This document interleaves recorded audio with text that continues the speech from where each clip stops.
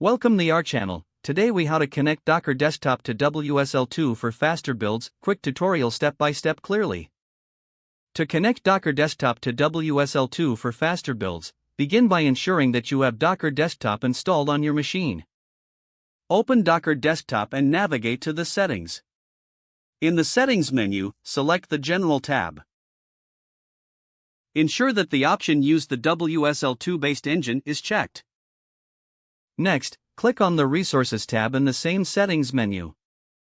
From there, select the WSL Integrations section.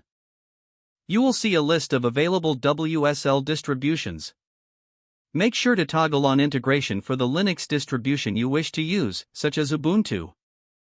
After enabling integration, click Apply and Restart to save the changes. Now, open your WSL2 terminal. Verify that Docker is running by typing Docker version in the terminal. You should see version information displayed, indicating that Docker is properly configured. To further test your setup, run a quick Docker command like docker run hello world. This command should download and run a test container that confirms your installation is working. If the command executes successfully, you are now connected to Docker desktop through WSL2.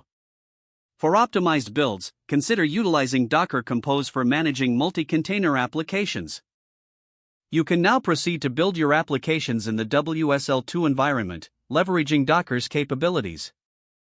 This setup ensures faster builds and efficient resource usage on your system.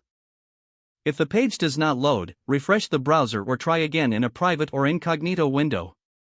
Make sure you are using the correct email address, then retype it carefully to avoid small typos. If your password is not accepted, use the reset option and create a new strong password you can remember. Check your spam folder for verification or security emails, then complete any requested confirmation steps.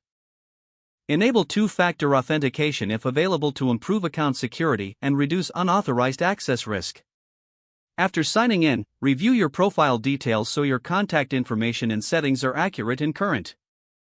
If you see an error message, note it down and try again after restarting your device and internet connection. Log out when you finish, especially on shared devices, to keep your account and payment information secure. If the page does not load, refresh the browser or try again in a private or incognito window. Make sure you are using the correct email address, then retype it carefully to avoid small typos.